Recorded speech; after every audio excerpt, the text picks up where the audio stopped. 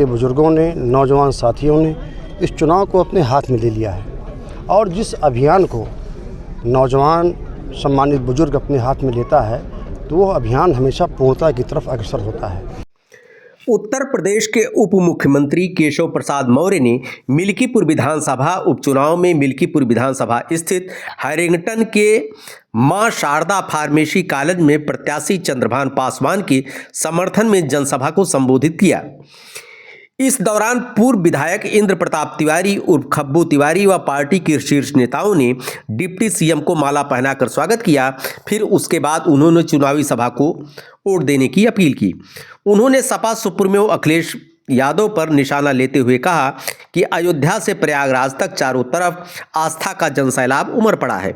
यह दृश्य देखकर सपा और कांग्रेस को बर्दाश्त नहीं हो रहा है। ऐसे में आस्था को चोट पहुंचाने वाले बयान दे रहे हैं।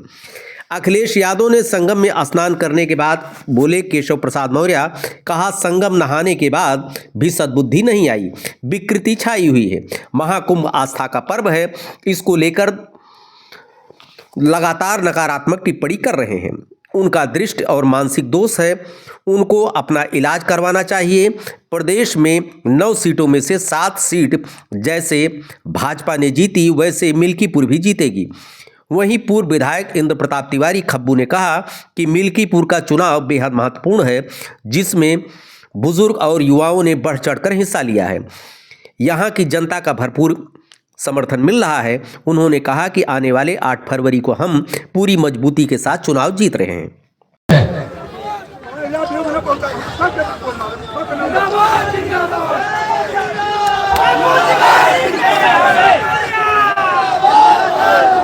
प्रत्याशी और हम सबके दूल्हा नेता श्री चंद्रभान पासवान जी सब ले लिए।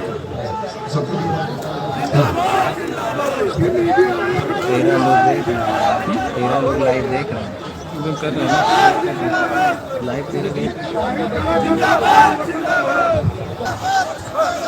हम सबके नेता कार्यकर्ताओं के प्रेरणा स्रोत जो लगातार जनता के बीच। मिल्कीपुर के उपचुनाव में भारतीय जनता पार्टी के देवतुल्य कार्यकर्ताओं ने, इस क्षेत्र के बुजुर्गों ने, नौजवान साथियों ने इस चुनाव को अपने हाथ में ले लिया है और जिस अभियान को नौजवान सम्मानित बुजुर्ग अपने हाथ में लेता है तो वो अभियान हमेशा पूर्णता की तरफ अग्रसर होता है।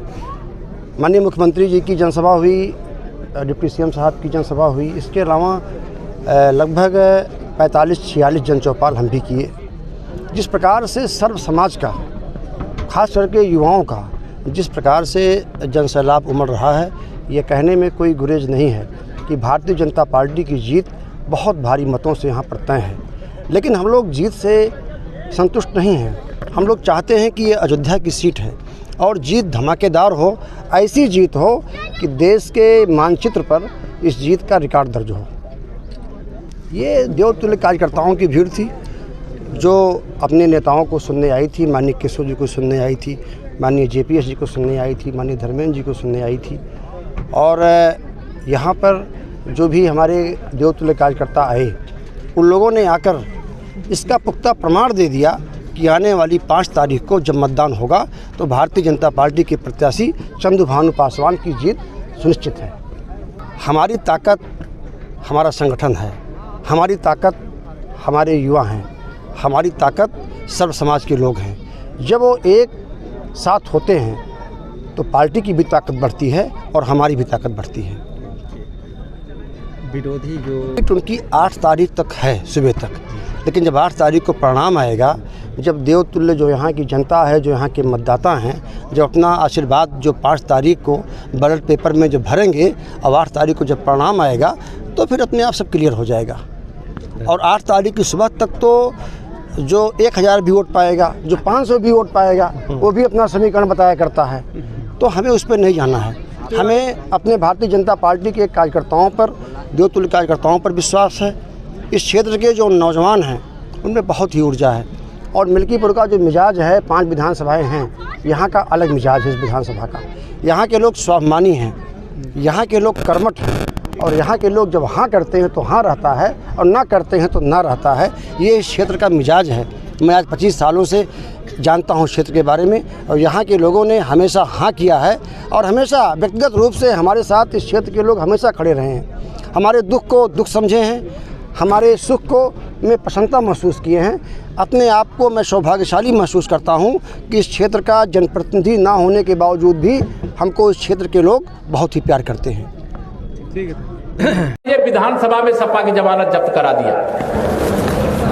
या लक्ष्य लेकर के काम करिए। समाजवादी पार्टी को वोट डाल देने का मतलब है वो कुएं में डाल देना जिसका कोई लाभ ना हानि। कोई लाभ हो सकता है क्या सपा को वोट देने का?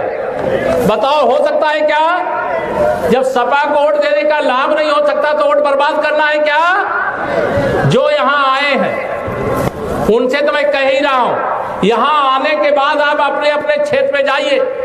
ये हमारा जो विकास खंड है मार्टिनगंज है ना, हरिटनगंज है। हरिटनगंज वाले ब्लॉक विकास खंड के और हमारे सब ब्लॉक में बढ़ाए थे, मिले थे। उनसे भी मैं निवेदन करूंगा कि सारे विकास खंड जो इस क्षेत्र के अंदर पड़ते हैं, पूरी ताकत के साथ आप जाइए, लोगों से मिलिए। हमारे बूथ अध्यक्ष हैं, हमारे पन्ना प्रमुख हैं, हमारे शक्ति केंद्र के कार्यकर्ता हैं, पार्टी के कई पदाधिकारी, हमारे मंत्री परिषद के कई साथी आप सबके बीच में हैं। लेकिन यहाँ आपको सहयोग करने के लिए आए। ये चुनाव आप ही को लड़ना है, आप ही को जीतना है और विजय का तिलक आपको ही लगना है। और मैं आपको यह जरूर कह करके जाऊंगा जिलाध्यक्ष जी और सभी पार्टी के वरिष्ठ नेतागण कि हम लोग आज तो आए ही हैं, लेकिन 8 तारीख के बाद फिर आना चाहते हैं। बुलाओगे? देखो सब लोग हाथ नहीं उठा रहे, बुलाओगे ना? ऐसा नहीं कि अकेले जो है यहाँ, चूंकि अब की बार 2 होली बनाओगे, एक 8 तारीख को, एक आगे आने वाली होली भी बनाओगे। तो आगे जो होली वाली गुजिया है, मैं चंद्रभानु जी से ये जरूर कहूंगा 8 तारीख के बाद जब भी विजय उत्सव का कार्यक्रम हो, पार्टी के लोगों से कहूंगा कि उसमें मुझे भी बुला लीजिएगा, मैं भी आप सबके बीच में आना चाहता हूं। लेकिन कई बार क्या होता है, उत्साह बहुत होता है, उत्साह में कई बार अपना लक्ष्य आप भूल जाते हो। तो इस समय हमारा सारा उत्साह 5 तारीख तक इस बात पे बना रहना चाहिए कि हम हर घर तक जाएंगे, हर मतदाता तक जाएंगे। कौन वोट देना चाहता है, कौन नहीं वोट देना चाहता, बूथ वाला कार्यकर्ता हमारा अच्छी प्रकार से समझ लेता है। अगर आप उनसे जाकर के बात करोगे सपा को वोट देने का कोई फायदा है क्या? उनको फायदा है, उनके परिवार को फायदा है, मिल्कीपुर को फायदा है, या अयोध्या को फायदा है, या प्रदेश को फायदा, कोई फायदा है क्या?